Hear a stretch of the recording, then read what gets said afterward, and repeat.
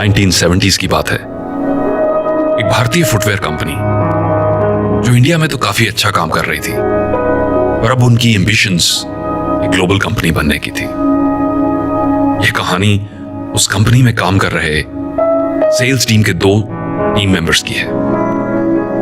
चलिए कहानी के लिए उनका नाम उम्मीद और अंधेरा रख लेते हैं। उम्मीद और अंधेरा, इन दोनों को यह जॉब कैंपस प्लेसमेंट से मिली थी। दोनों मिडिल क्लास फैमिलीज को बिलोंग करते थे, एक ही कॉलेज से पढ़े थे, एक ही शहर के रहने वाले थे। अगर फर्क था तो सिर्फ सोच का फर्क था, हर मोड़ पे एटीट्यूड का फर्क था। उम्मीद हमेशा हर चीज की पॉजिटिव साइड देखा करता और कोशिश करता इस हाई प्रेशर सेल्स जॉब में भी सभी चुनौतियों को हंसकर स्वीकार करे।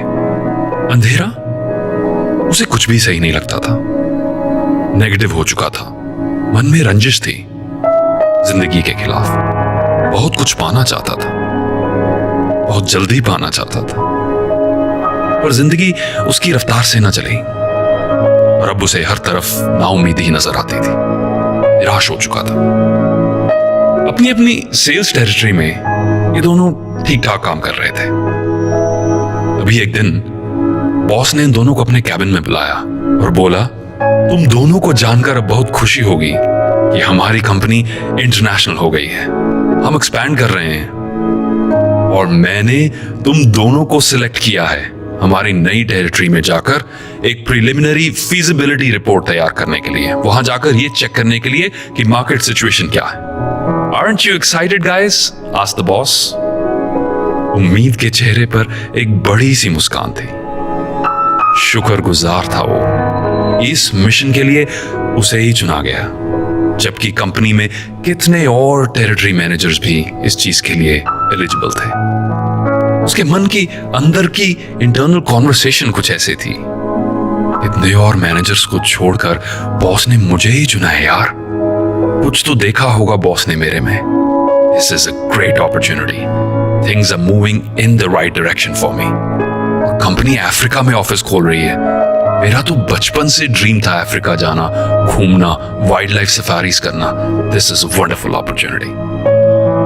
दूसरी तरफ हमारे मित्र अंधेरे के मन में जो इंटरनल कॉन्वर्सेशन थी, जो मन की बातचीत थी, जो सेल्फ टॉक थी, वो कुछ ऐसी थी। मुझे पता था ये बॉस शुरू से मेरे से खुंदक खाता है, सब ऊट पटांग चीजों के लिए मुझे ही आगे करता है। क्या जगह ढूंढी है यार बॉस ने कंपनी को इंटरनेशनल लेके जाने के लिए। अफ्रीका, धूल, मिट्टी, मच्छर, गरीबी, और फिर मुझे ही चुना वहां जाने के लिए।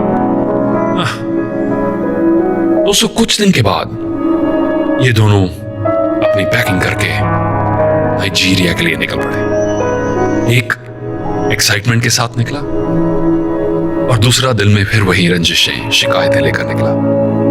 लगभग 12 दिन के इस ट्रिप के बाद दोनों को एक रिपोर्ट बनाकर वापस कंपनी हेडक्वार्टर्स टेलीग्राम करनी थी। इनको क्या लगता है नाइजीरिया कैसी मार्केट है, कंपनी के फुटवेयर वहां लॉन्च किए जाएं या ना किए जाएं, क्या स्कोप है।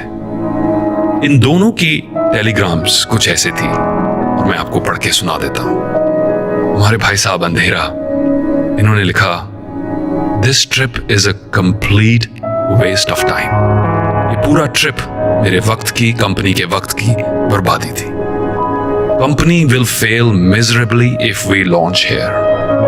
कंपनी की बुरी तरह से हार हो गई अगर हमने प्रोडक्ट्स अपने यहां लॉन्च किए, because no one wears shoes in this country. यहां कोई भी जूते नहीं पहनता है। दूसरी तरफ हमारे जो दूसरे मित्र हैं उम्मीद, उनकी टेलीग्राफ कुछ ऐसी थी, What a wonderful opportunity. Company will succeed phenomenally if we launch in this country because no one wears shoes yet. हमारी कंपनी यहाँ बहुत कामयाब होगी अगर हम यहाँ अपने प्रोडक्ट्स लॉन्च करते हैं। ये ग्रेट अपॉर्चुनिटी है क्योंकि अभी तक यहाँ कोई जूते पहनता ही नहीं है। हम पूरे मुल्क को जूते बेच सकते हैं। We can sell to the entire country. There is no competition at all. We could be a monopoly supplier. और हमारी कॉस्ट ऑफ प्रोडक्शन भी काफी कम रहेगी। ये हमारे मित्र उम्मीद की टेलीग्राफ 3। इन दोनों के वापस इंडिया आने पर उम्मीद को इस नए प्रोजेक्ट का हेड बनाया गया। बड़ी प्रमोशन मिली, solid incentive and relocation plan मिला। और ये खुद भी अपनी जॉब से और खुश था क्योंकि इसको एक नया चैलेंज मिला कुछ करके दिखाने का। अंधेरा भाई साहब वापस अपनी उसी पुरानी जॉब में, उसी डल रूटीन में, उन्हीं शिकायतों के साथ, उन्हीं रंजिशों के ताने बाने में फिर से गिर गए। दोस्तों, एक की जिंदगी वहीं अटकी रही, एक की ट्रांसफॉर्म हो गई। अंग्रेजी का यह शब्द ट्रांसफॉर्म बड़ा इंटरेस्टिंग है। Transform, to go beyond form, यानी इतना बदलाव आ जाना कि पहले वाला रूप पहचाना ही ना जाए। एक की जिंदगी उसी स्थिति में वहीं की वहीं अटकी रही और दूसरी की जिंदगी कंप्लीटली बदल गई। एक ही परिस्थिति से दोनों गुजरे, सामान्य रिसोर्सेज लेकर, सब कुछ बराबर था। फिर ऐसा फर्क क्यों, ऐसा इतना अंतर क्यों, इतना डिफरेंस क्यों? अंतर सिर्फ सोच का था दोस्तों।